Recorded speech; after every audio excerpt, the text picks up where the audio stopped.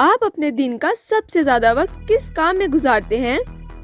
T V, social media, Netflix, WhatsApp, پڑھائی یا پھر کسی اور کام میں؟ جب آپ ایک لمبے سفر کے لیے بس میں بیٹھیں، عموماً 1-2 گھنٹے کے سفر کے لیے یا آدھے گھنٹے کے سفر کے لیے، تب اپنا وقت کیسے گزارتے ہیں اور فارغ وقت میں کیا کرتے ہیں؟ یقیناً آپ یہ سبھی کرتے ہوں گے، لیکن کیا آپ جانتے ہیں کہ آج سے 1 صدی پہلے کے لوگ ہم سے بالکل مختلف تھے؟ وہ گھر میں یہ سب کام نہیں کرتے تھے، وہ گھر میں کچھ ایسے اور گھر سے باہر بس یا بس سٹاپس پر یوں دکھائی دیتے تھے۔ وہ لوگ نہ تو ڈپریس ہوتے اور نہ ہی زیادہ بیمار۔ وہ ادبی لوگ تھے اور ان کی سکلز بھی ہم سے کئی زیادہ پالش تھیں۔ کیا آپ اپنے فارغ وقت میں کتاب پڑھنا یا اخبار پڑھنا پسند کریں گے؟ یا پھر بس سٹاپ پر، کبھی سفر کے دوران، کبھی ریسٹورنٹ میں کھانے کے انتظار میں، اس سب کے بجائے کچھ ریڈ کریں گے؟ نہیں، پر کیوں؟ اس لیے کہ کتابیں پڑھنا پرانا فیشن ہے، اب رسم و رواج بدل گئے ہیں۔ ہاں، یہ سچ ہے کہ کتابیں علم کا ذخیرہ ہیں، ان سے ہمیں نالج ملتا ہے، لیکن نالج کے لیے یوٹیوب پر بھی تو ویڈیوز دیکھی جا سکتی ہیں۔ اگر ایسا ہی ہے تو یہ سب لوگ کتابیں کیوں پڑھتے ہیں؟ وارن بفیٹ دن میں 5 گھنٹے کتابیں کیوں پڑھتا ہے؟ اسٹیو جابز کتابیں کیوں پڑھتا تھا؟ بل گیٹس ہفتے میں 2 کتابیں پڑھتا ہے جو سال میں 80 کتابیں بنتی ہیں، لیکن کیوں؟ امیزون کا بانی جیف بیزوس کتابیں پڑھتا ہے اور لوگوں کو بھی پڑھنے کا کہتا ہے۔ اسی طرح فیس بک کا بانی مارک زکربرگ بھی ایک ریڈر ہے۔ اس کے علاوہ انسٹاگرام، واٹس ایپ کا بانی، نیٹ فلکس کا بانی، یہ سبھی کسی نہ کسی طریقے سے کتابوں سے جڑے ہوئے ہیں۔ اگر کتابیں پرانی صدی کی ایک چیز ہیں جس کی اب زیادہ ضرورت نہیں، تو یہ نئی صدی کے لوگ جو اس صدی میں بہت اہم ہیں کتابیں کیوں پڑھتے ہیں؟ یہ ڈیجیٹل دنیا، سوشل میڈیا، فیس بک، نیٹ فلکس، آئی فون، مائکروسافٹ ان کے دم سے ہے، لیکن یہ اپنی انوینشنز کو استعمال کرنے کی بجائے کتابیں پڑھتے ہیں۔ کتنی حیرت کی بات ہے کہ ساری دنیا کو فیس بک میں الجھا کر، آئی فونز کے پیچھے لگا کر، نیٹ فلکس میں انٹرنیٹ پر ان کا وقت ضائع کروا کر خود بکس پڑھتے ہیں، یعنی انہوں نے اپنی انوینشنز کو خود اپنی ذات کے لیے بھی پسند نہیں کیا۔ اب بات کرتے ہیں کہ ایسا کیا فائدہ ملتا ہے کتابوں میں جو اس سب سے نہیں ملتا۔ ویسے تو کتابیں پڑھنے کے ان گنت فائدے ہیں، لیکن ہم یہاں پر ان میں سے کچھ کے بارے میں بتاتے ہیں۔ نمبر 1، جب ہم کسی چیز کو دیکھیں تو ہمارا دماغ فوراً بتا دیتا ہے کہ یہ کیا ہے۔ جیسا اگر آپ ایک ڈاگ دیکھیں تو دماغ فوراً آپ کو بتا دے گا کہ یہ کیا ہے، لیکن اگر ہم اس پروسیس کو الٹا کر دیں، یعنی آپ کے سامنے ڈاگ کی تصویر نہیں ہے بلکہ ڈاگ DOG لکھا ہوا ہے، تو دماغ میں اس کی تصویر بنے گی، یعنی یہ الٹا ہو جائے گا۔ اسی تصویر بنانے کے عمل کو امیجینیشن کہتے ہیں۔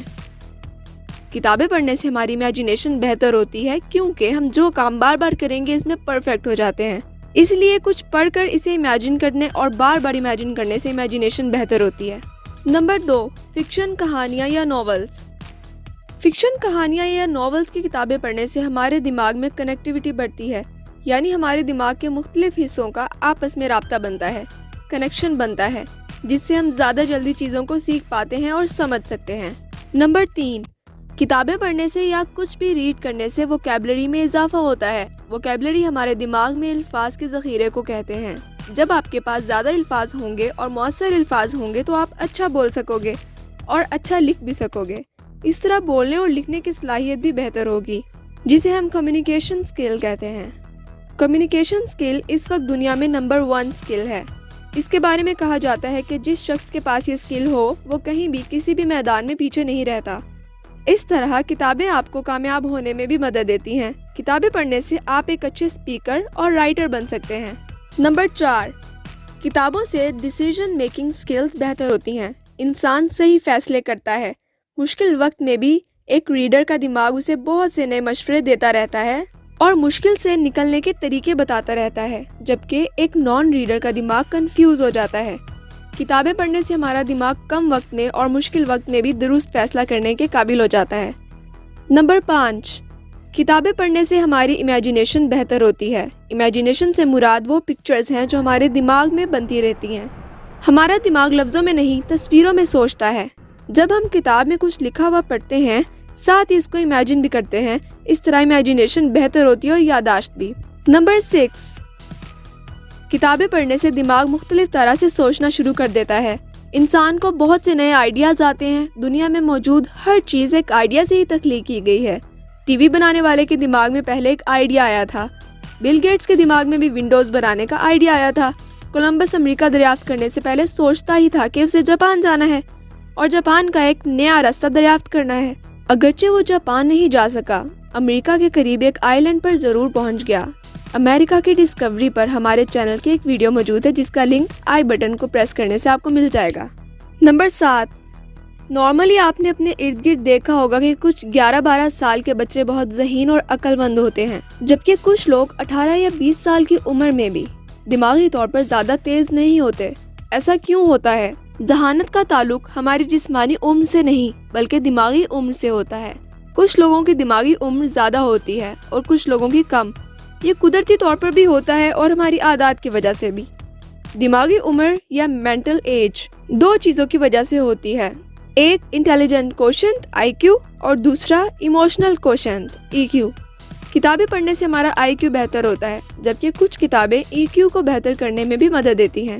IQ ذہانت، عقل مندی، سمجھداری کو کہتے ہیں، جبکہ EQ کا مطلب ہے سماجی ذہانت یا احساسات کا استعمال کرنے میں ذہین ہونا. یعنی غصے کی حالت میں کیا کرنا ہے، خوشی کا اظہار کیسے کرنا ہے، غم، مایوسی، خوشی، جوش، غصہ، ہر قسم کے احساسات میں کیا کرنا ہے اور لوگوں سے کیسے ملنا ہے، کیا صحیح ہے اور کیا غلط ہے، یہ سب EQ میں آتا ہے. نمبر 8. ہمارا دماغ آدھے سے زیادہ سویا ہوا ہوتا ہے. جب ہم کچھ ریڈ کریں تو اس میں وسعت پیدا ہوتی ہے. یہ مزید کھلتا ہے. جب اس میں وسعت پیدا ہوتی ہے تو یہ مزید انفارمیشن کو اپنے اندر رکھنے کے قابل ہو جاتا ہے. مثال کے طور پر آپ کے سامنے ایک گلاس ہے اور دوسرا جگ. اب میں آپ سے سوال کرتی ہوں کہ اگر آپ کو ان برتنوں میں پانی ڈالنا ہو تو زیادہ پانی کس میں آئے گا، گلاس میں یا جگ میں؟ یقیناً جگ میں.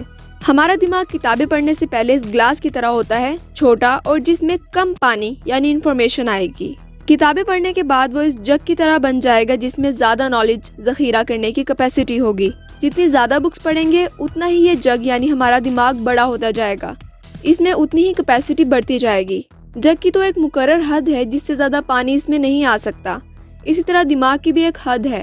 ہمارا دماغ 100 ٹریلین GB سے بھی زیادہ نالج اپنے اندر رکھ سکتا ہے. یہ اتنا زیادہ ڈیٹا ہے کہ تمام گوگل، یوٹیوب اس میں آ جائے گی. یعنی گوگل پر موجود سارا ڈیٹا اور یوٹیوب میں موجود تمام ویڈیوز، زمین و آسمان کا سارا نالج، یہ ہمارے دماغ کی کیپیسٹی ہے. اگر یہ 100% جاگا ہوا ہو، لیکن عام طور پر ایک عام آدمی کا دماغ 1 یا 2% جاگا ہوتا ہے. جتنا زیادہ ہم اسے استعمال کریں گے اتنا ہی یہ مزید جاگے گا اور بہتر ہوتا جائے گا. بک ریڈنگ کے بے شمار فائدے ہیں. ہمارے دماغ سے جڑی ہر چیز، خواہ وہ قوت فیصلہ ہو، کمیونیکیشن سکل ہو، ذہانت، عقل مندی، سمجھداری، شعور، کتابیں پڑھنے سے بہتر ہوتی ہے. ٹی وی کے موجد فائلو ٹیلر ٹرانسورٹ سے اس کے گھر والوں نے کہا کہ ہمیں بھی ٹی وی دیکھنا ہے، اپنے گھر میں بھی اپنی سجاد کو لے کر آؤ. تو فائلو نے جواب دیا کہ اس میں کچھ بھی اچھا نہیں ہے. اس نے اپنے گھر والوں کو ٹی وی دیکھنے سے منع کر دیا. اسی طرح اسٹیو جابس کے اپنے گھر میں نہ آئی فونز اور آئی پیڈز استعمال ہوتے ہیں اور نہ ہی انٹرنیٹ، بلکہ اس نے اپنے گھر کا ماحول ٹیکنالوجی فری یعنی ٹیکنالوجی سے پاک رکھا ہوا ہے. اب آپ سوچیں، ان چیزوں کے موجد نے اس سب کو اپنے اوپر اپنی فیملیز کے لیے پسند نہیں کیا، تو یہ ہمارے لیے فائدہ مند کیسے ہو سکتی ہے؟